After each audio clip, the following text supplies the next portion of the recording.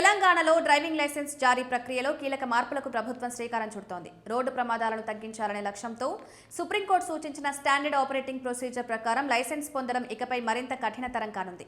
ముఖ్యంగా డ్రైవింగ్పై ప్రాథమిక అవగాహన లేకుండా లైసెన్స్ పొందే పరిస్థితులను అరికట్టేందుకు కొత్త నిబంధనలు తీసుకురాబోతున్నారు. ఇప్పటి వరకు డ్రైవింగ్ లైసెన్స్ పొందడానికి ప్రధానంగా 2 దశలు మాత్రమే ఉండేవి: లెర్నర్స్ లైసెన్స్, డ్రైవింగ్ టెస్ట్.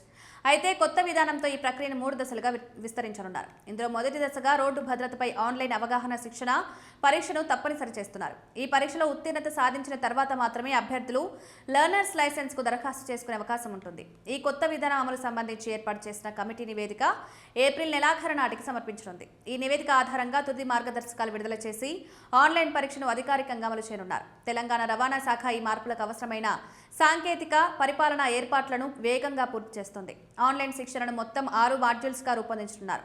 ప్రతి మాడ్యూల్ సుమారు 30 నిమిషాల పాటు కొనసాగుతుంది. మొత్తం శిక్షణకు దాదాపు 3 గంటల సమయం పడుతుంది. ఇందులో వీడియోల ద్వారా రోడ్డు భద్రత, ట్రాఫిక్ నిబంధనలు, డ్రైవింగ్లో జాగ్రత్తలు వంటి అంశాలను స్పష్టంగా వివరించనున్నారు. ప్రతి మాడ్యూల్ చివరి చిన్న పరీక్ష నిర్వహించి అభ్యర్థుల అవగాహనను పరీక్షిస్తారు.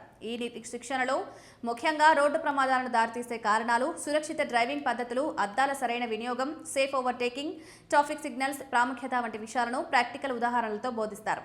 వాస్తవ ప్రమాదాల వీడియోలను చూపిస్తూ డ్రైవర్లు చేసే పొరపాట్లపై అవగాహన కల్పించనున్నారు. దీంతో అభ్యర్థులు ముందుగానే జాగ్రత్తలు నేర్చుకుని బాధ్యతాయుత డ్రైవర్లుగా మారే అవకాశం ఉంటుంది. అభ్యర్థులు ఈ శిక్షణను ఇంటి నుంచే పూర్తి చేయొచ్చు. కెమెరా కలిగిన ల్యాప్టాప్ లేదా డెస్క్టాప్ ద్వారా ఆన్లైన్లో పరీక్ష రాయడానికి అవకాశం ఉంటుంది. గుర్తింపు పొందిన డ్రైవింగ్ స్కూళ్లలో కూడా ఈ సదుపాయం అందుబాటులో ఉంటుంది. కోర్సు పూర్తయిన తర్వాత అభ్యర్థులకు ఒక యూనిట్ సర్టిఫికేట్ నంబర్ ఇస్తారు. ఈ నంబర్ లేకుండా లెర్నర్స్ లైసెన్స్ కు దరఖాస్తు చేయడం సాధ్యం కాదు. ప్రస్తుతం భారతదేశంలో ప్రతి సంవత్సరం సుమారు 1.7 లక్షల మంది రోడ్డు ప్రమాదాల్లో ప్రాణాలు కోల్పోతున్నారు. తెలంగాణలో కూడా ప్రమాదాలు, మరణాల సంఖ్య ఆందోళన కలిగిస్తోంది. ఈ నేపథ్యంలో లైసెన్స్ ఇచ్చే ముందే రోడ్డు భద్రతపై అవగాహన కల్పించడం ద్వారా ప్రమాదాలు తగ్గించవచ్చని అధికారులు భావిస్తున్నారు. ఈ డిజిటల్ విధానం ద్వారా దళారీల ప్రభావాన్ని తగ్గించి రవాణా శాఖ కార్యాలయాల్లో పారదర్శకత పెరుగుతుందని ప్రభుత్వం ఆశిస్తోంది.